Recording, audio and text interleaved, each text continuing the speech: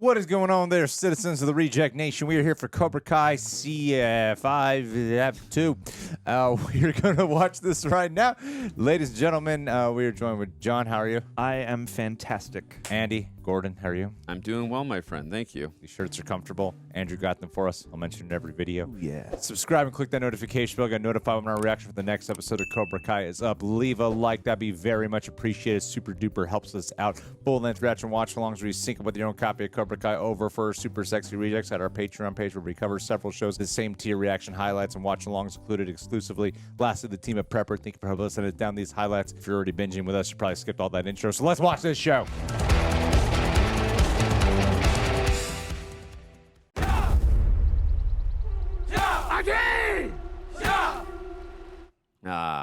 Holy crap. I didn't think we'd be getting this. 手を見せてみろ。おじさん拳に優しいやつ。 Coward. お前男になりてえか、挑戦。それとも臆病者になりてえか。 I love that we're getting all this backstory. Chozen has become one of my favorite characters.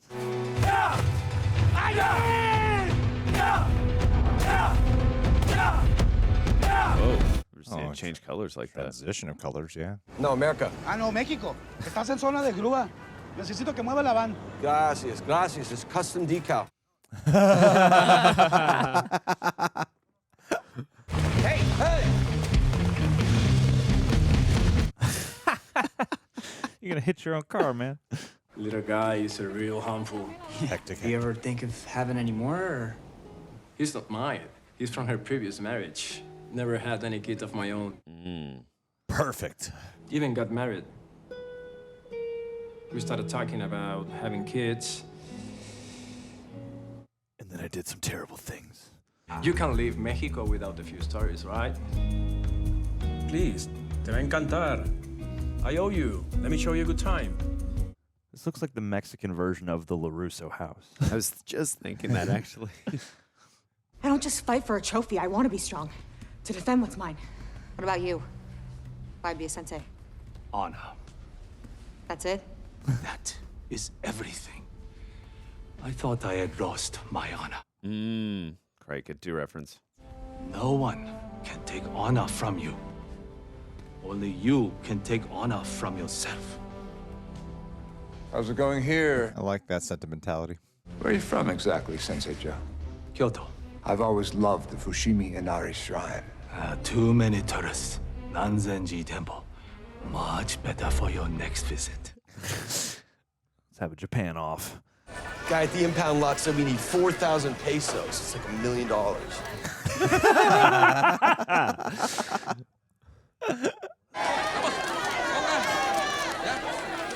It's a red Sabina. That thing will burn a hole right through you. This camera, this camera, this camera. This is our shot to get back on track. I'll do it. No, Rob, I gotta see to this. Like you said, this is our best shot. And I know I can win. It's like Karate Kid Part 2 with Daniel with the ice. I was thinking the Deer Hunter.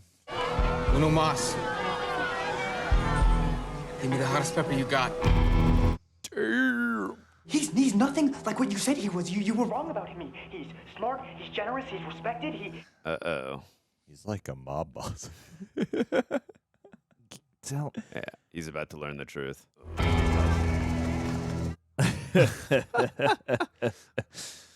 Even the jar's hot.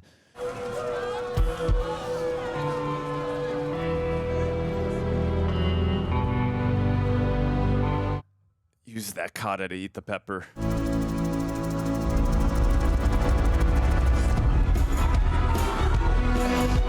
Did he palm it?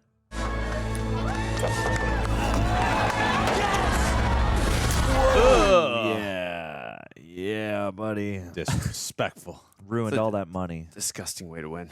Nichols, what's on your mind? Excited to take things to the next level? What's the point? You'll just pay to make me champion again. It was an insurance policy. You still won the fight. Did I? Of course you did. You're the champion. I know it. LaRusso knows it. The whole valley knows it. If you don't believe it, and you're the only person who doesn't.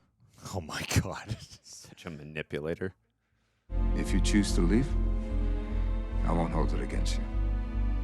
But if you come back tomorrow, I will make you the future of this dojo. Oh, you snake. He's such a master manipulator. I love it. Oh. Not gonna eat right for I a week. still don't know how you managed to eat that last chili. I didn't. Oh my God, he did palm it. What were you chewing on then? Nice. That was very clever. This is acceptable cheating. I made a lot of money back in the day, but not in the restaurant business. The kind of business where you make a lot of friends in high places. Enemies too. But I put the past away. Step back from that ledge, my friend. This plan has an expiration date. Silver's too smart. Eventually, he'll figure us out. And when he does, be ready to fight. Yamazaki. Such a faster rhythm to this season. I lost a fight. A fight I should have won. Rivalries die slow deaths. I have a rival in this dojo business, in fact. This guy LaRusso. There's a Michael Keaton quality about him. Hector the Salazar. ¿Qué pasó? Hector, aquí hay unos gringos preguntando por ti. Gringos. ¿Cuáles gringos? ¿Con quién vienen? Creo que son FBI. Look at the back of the shirts. Still, they say FBI in the front. Who were you on the phone with earlier? Just my mom. She's checking up on her. No, right. No. Are you with the feds? No, absolutely not. Hey, Give me your phone. I got nothing on my phone, man. I'm in high school. Don't make me ask again. Holy Damn, shit. he just turned really scary. I know, he's good.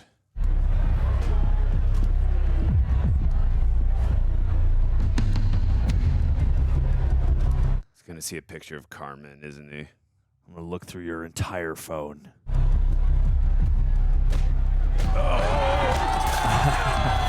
Perfect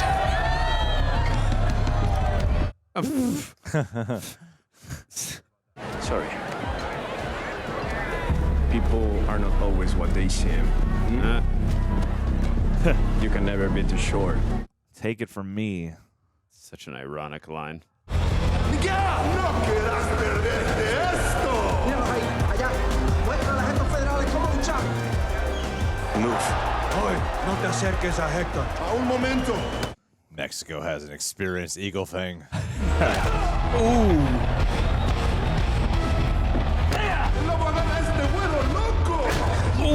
No. Johnny.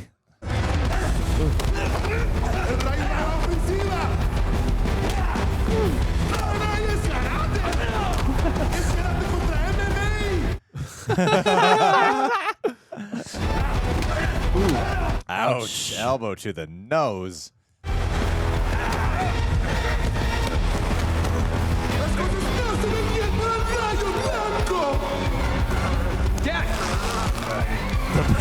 Yeah! Throw it in his eyeballs.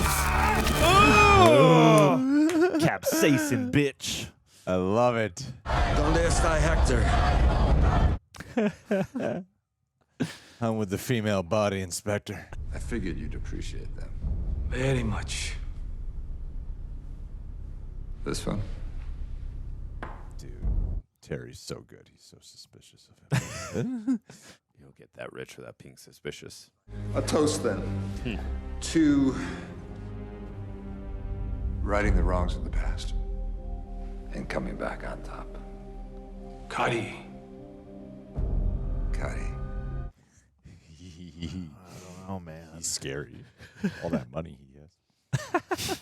I'm gonna lay low a few days. Maybe a week or two. Maria. And then Luis. Fairly fine. She's only after my money in the first place. That was a big shot. This dude is drinking all the time. That woman I told you about, She couldn't stand me doing my business. And her mother even worse. Trataron de joderme a mí, un hombre exitoso. Y los corruptos hijos de puta en el... Ooh. And you know what I regret? Nothing. Wow. I should probably get going, Ashley. Cuídate mucho, cabroncito.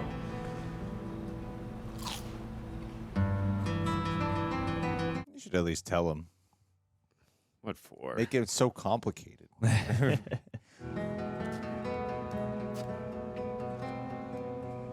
would never make a phone call in this guy's eye line. I know. Don't talk to anybody. Hey, Ma. Oh. You were right. Please tell me you're okay, Miguel. I don't know, but... Miguel!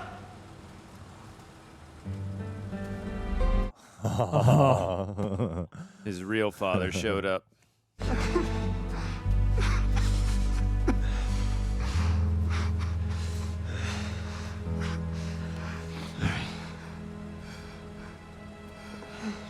Oh. Give Robby a hug, too. What an interesting note to end that scene on. Where's everyone else? No class today. There's some business I need to take care of. Oh. What a shot arrangement. Am I early? On the contrary, right on time. Fall in. Take out all the senseis. Yeah, he knows the truth. Every time I raise a glass with one of my old friends from Kyoto, we toast Kanpai. When my new friend from Kyoto raises a glass, Some Inglourious Bastard shit. we only say in Okinawa. Yeah. So smart. That is, yeah. Gotti. Yeah. Gotti. You bastard. Anyone who takes this man down gets the job. And I will pay triple what I promised. If Chozen wins, does he get the job? Yeah. Is this our 6 times the Our salary. Ip Man scene? Oh, damn, you have to mess these boys up. The sigh. Nice. Ooh, wowie. Yeah, buddy. That guy knew. Texting me? God, I'm just not doing anything.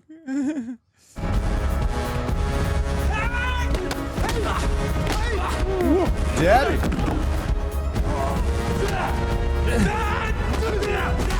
Ooh. Oh, shit.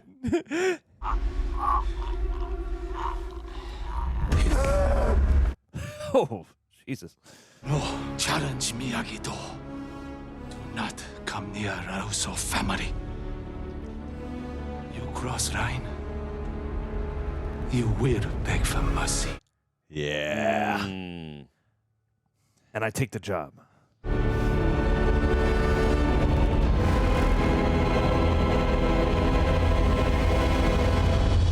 Homeboy likes a challenge. Yeah, he's so hard right now. He's going to call him Mike Barnes. Let's get him back. Oh, man. Who? Buddy. All right, John.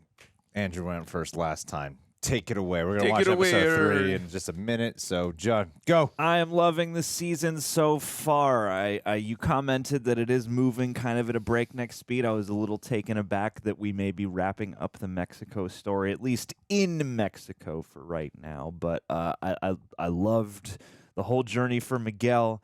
I thought the stuff with Robby and Johnny was really fun. And everything with Chozen and Terry I thought was really nicely rendered because it's tense and it's like a chess game back and forth, and they constantly have you wondering, okay, how much does this dude know? When is the shoe gonna drop? Because everything that Chozen and Danny are doing right now is assured, but a little too confident. So you know there's a shoe ready to drop. And I thought the way they orchestrated that mind game was really nice. Like you said, Inglourious Bastards. Hell yeah. Yeah. I agree with everything you said. I think one thing that I really enjoyed in this episode, before I get to the Easter eggs, was Tori and Chozen.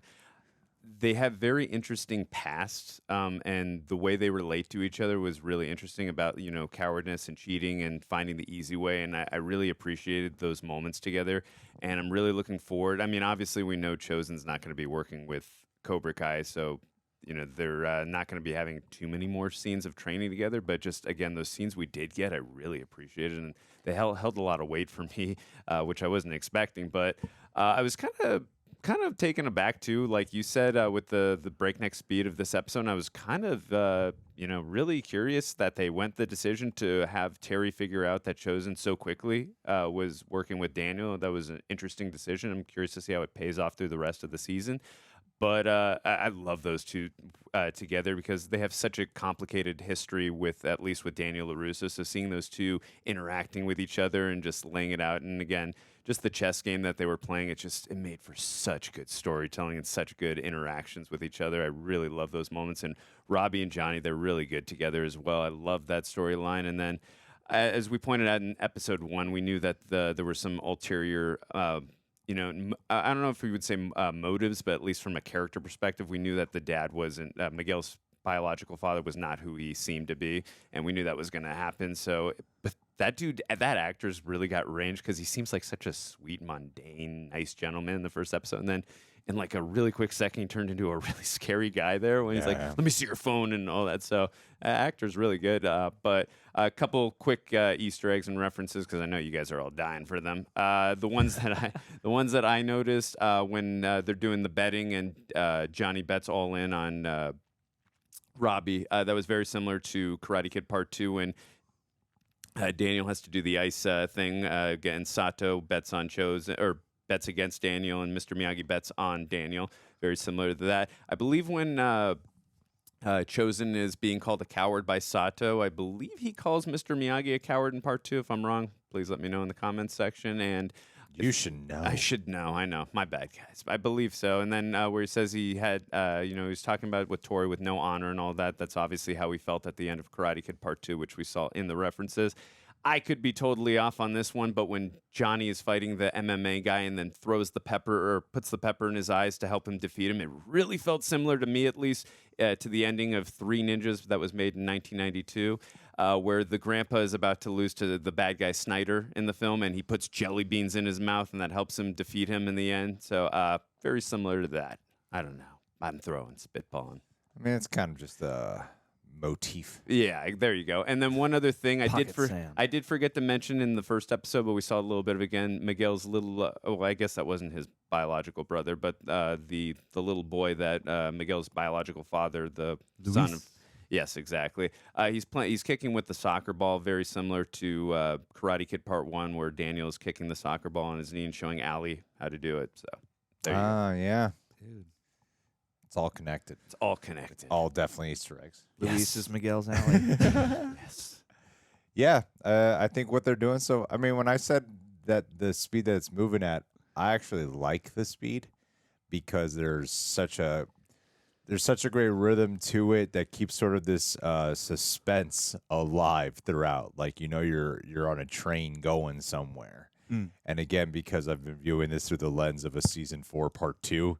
It's not feeling rushed to me. I'm like, no, this is good. We're just getting this train going. Let's go. It's like leading somewhere, because they're doing a lot of that sort of editing choices of having characters talk and then overlapping into a scene that's happening later on. So like a present. So you have one part where Daniel and Chozen are talking, and now it's already moving on to the next scene, and their dialogue from that scene is overlapping, so we can keep the flow going. And so I like the speed of it. Actually, I really did enjoy it. I think the stuff with Miguel and his dad was pretty powerful. I think that actor, whoever plays the dad, like you were talking about, was excellent. Like because he seems like he does have just so much turmoil from his past. Like that whole speech when he's lamenting about having no regrets, you can tell he's like bullshitting himself, that there is just so much pain and sorrow in this guy, but he chooses a very specific path to go down. Like he has chosen to leave behind the loved ones. So there is no point in Miguel trying to confide to this guy that like, hey, I actually am your son. There is no true purpose to it. And I like how this show carries on those themes of familial bonds and understanding the difference between blood connection and then who we choose to define as our family as well. Like, it was so tender. I forgot all about Johnny and Robby. But when they did show up, I was so in the moment of what was happening. And I thought, I've never learned how to say his name properly. Does anyone know how to say his name properly? The actor plays Miguel. I could attempt to spell it better than I know how to say it. Xolo there you go. Maraduena. Yes. I believe is it. Miguel. Miguelito. Blue Beetle. I think Miguel, his performance is just excellent. Like, I love what he's doing here so much more than what I wouldn't say he's been slighted in the last couple of seasons. He's always been great, but I remember the first season, he was such like one of the focuses. Central, yeah, he was such a central figure, and then it's kind of bringing it back to that. And I think he's excellent, and this is the kind of show where you're like, yeah, I would watch this Blue Beetle movie. Like, look how good of an actor this guy is. He's amazing. And, of course, like the fight scenes with Johnny and Robby kind of having a buddy comedy situation of father and son and getting into these adventures with each other and like beating up people in Mexico. It's funny shit. It's funny shit. And yeah, the scenes with Chozen and Terry sizing each other up and trying to figure each other out. You just know. I've never noticed it, but there's like a Michael Keaton quality to the actor. Who's Terry Silver? Thomas Ian Griffith. There is one day you'll remember that. There's a very, very Michael Keaton quality to the way the man talks at times. They got the same mouth. They do. There's a similar mouth and delivery at times. That there is that there's that bemused quality. devious quality about the way they talk, and I love it. Basically, what Greg's saying, if they ever reboot Beetlejuice, this is their guy. This is their guy right here. Don't use the actual Michael Keaton. Use Thomas Ian Griffith. Yeah, whatever. Thomas Ian Griffith. Thomas Ian Church. Yeah, I used Thomas Ian Griffith for it. So, yeah, I mean, there's still, because there's so many storylines right now that they do have to kind of balance it out with what you can focus on. Like, we didn't really get much Daniel this time around. No Samantha. We haven't really checked in with many of the students from Miyagi-Do. No. They were kind of just like back row players in the last episode, and they're nowhere here. They just showed up to shut the dojo down. Yeah, they're barely. There's so much that they have to flesh out. And it's keeping it very right now. It's just like really just so focused on the main characters, and I'm liking what they're doing so far, and it does feel different. Like I like that 80. I just love that tone that this show has. That suspenseful cheese is the best way I can describe it. Like, it's always like a little cheesy, but still like just gripping where I'm not laughing at the show for what it's doing. It's just the right pitch where it's having fun, but it's also like intense and cares a lot about its characters. It's really great. I really love this show. Yeah, and they find ways of mixing in fight. Like, I feel like in season 2 or 3, maybe there was like a peak of like, man, there are just fights all the time. This is getting like a little too high concept almost for the world that it's in, and I feel like they've balanced the appropriate amount of cheese to motivate the fights where it's like they're fun and bouncy, but they're also kind of cool, you know? It's all about balance. Yeah. That's right. I mean, the fights are perfect for the Cobra Kai Karate Kid world. Yeah. Like, there is a lot of, like, attack one at a time, people waiting for a hit to happen, someone back there not doing anything. You know, there's a fight, yeah. And an MMA fight, yeah. It's the way, but it works for the world that it is. You know, if I was watching like a John Wick movie, I would be like, man, what's going on here? If you're watching Donnie Yen, you'd be like, what's happening? Yeah, but for the Karate Kid world, I'm like, nah, it's perfect. This is the fighting style of the 80s right here. And I want to add one last thing. That scene we got with Miguel where he's crying on the phone to his mother, and then Johnny shows up. It really felt like a very nice payoff to that very emotionally weighted scene that we got towards the end of season 4 after the prom, where Miguel came to Johnny's apartment, and Johnny Called he was Robby. Yeah, and he called him Robby. It just felt like a nice payoff to that scene, but in a better way for Miguel. Yeah, it's true. It's very true. I think this time they're finally going to get along. They're probably going to have to like fight it out or something. They'll fight and then they'll become brothers. Yeah, I think this is because last season it was about Johnny and Daniel coming together, and now it's I think going to be about Robby and Miguel coming together. And then Sam and Tori Sam and Tori. are in sync. They're John. Yeah, double dating. Oh, what if it ends on a double date? man, that'd be nice. That'd be really lovely. All right. Interesting, but lovely. More to come, guys. What do you guys think of this episode? Leave your thoughts down below. Keep a lookout for episode 3. We're going to watch in just a couple minutes. So subscribe, click that bell, leave a like. But before we go, let's end this with a Patron. Brandon Benzie. Brandon, we're going to look at what your name means on Urban Dictionary today. Drum roll, please. Because you know what? Looking up the actual name meanings, what's the point? Here we go. Brandon is the friend you want to keep because he will put others before himself. He cares about everyone, especially to the people he knows best. It's true. We have a friend named Brandon, and he is like that. So I would just assume So you're like that. You're the exact same way. My fiance dated a Brandon. I hate that guy. Brandon can make girls laugh and make them feel like the only girl in the world. Good for you, man. Dude, you know, Brandon. the Brandon we know can do that too. And so did my fiance's ex. When he makes jokes, it's usually to make people feel happy. He made my fiance very, very happy. Sounds like He was a great guy. everything I've heard. When he does things with, but that means you do that. When he does things with his friends, it usually ends with trouble. Oh, Brandon, you're a crazy guy. Crazy guy, Brandon. Scoundrel. So was my fiance's ex. He was just always he's always getting in trouble. Belongs in prison. Brandon is the person who keeps secrets because he wants to make sure they can let out anything that they wanted to say.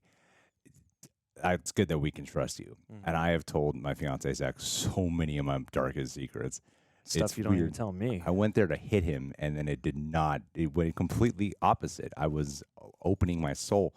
He made you feel like the only girl in the world. Brandon sometimes can be a dick, but deep inside, he is a loving person. He will get in a fight with someone if he has to. It's good. You can protect us at our Patreon page. You we can need protect that. us.